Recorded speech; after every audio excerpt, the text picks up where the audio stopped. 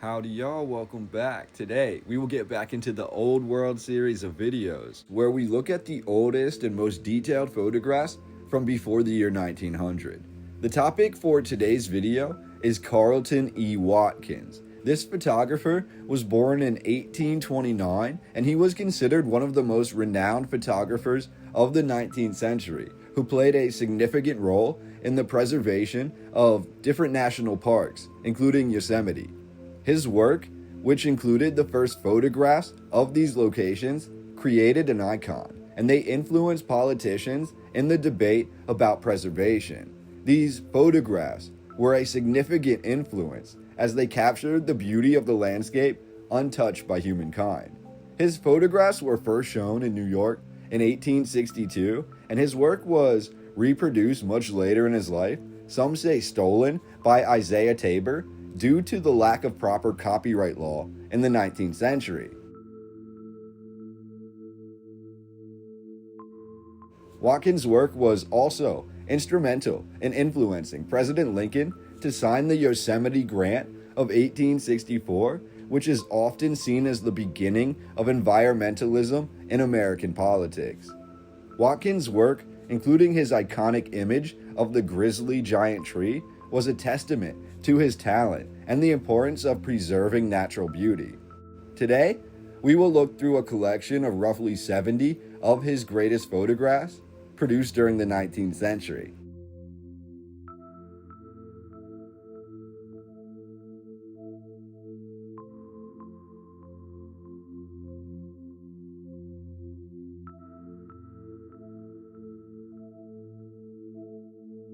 Diving into an interesting theory, which I felt would be a fascinating piece to add to this narrative as we look into the first photographs of the Western United States, one of the most forgotten aspects of history is that of the indigenous peoples. And nowhere did the indigenous people seem to have a more powerful yet mysterious kingdom than that in Mexico. According to the mainstream narrative, Fernando de Alva Cortés, a famed Spanish Mexican historian, who was written to actually be part of the indigenous community, was said to have written the first comprehensive indigenous history of the people of Mexico, and what he found and what is in this narrative is absolutely eye-opening. The indigenous of Mexico believe their origins trace back to the region of Tartary, or Grand Tartaria. This is actually quoted multiple times in multiple different early Spanish manuscripts. The indigenous Mexican people claim to be descendants of the, excuse my pronunciation, Chichimecas, who were said to have been brought to the land of America from Tartary by the last Tartarian king, Chichimecas. Now, Tartary today is considered but a medieval term for a landscape by mainstream historians, and yet this land was inhabited by Turkic peoples after the Mongol-Turkic invasion. However, many fringe historians theorize today that the Tartarians were the origin for much of the miraculous earthworks that we see and structures that we see in ancient America, and they are considered by these same theorists to be the direct ancestors of the Olmec people.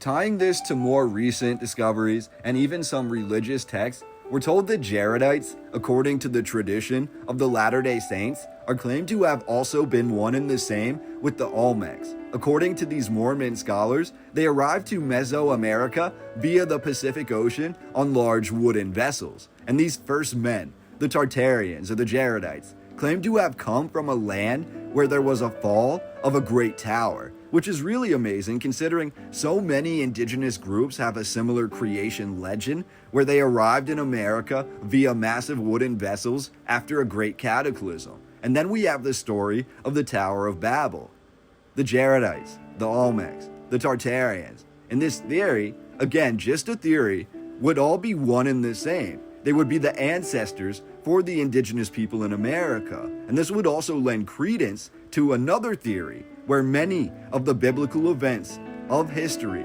took place in America.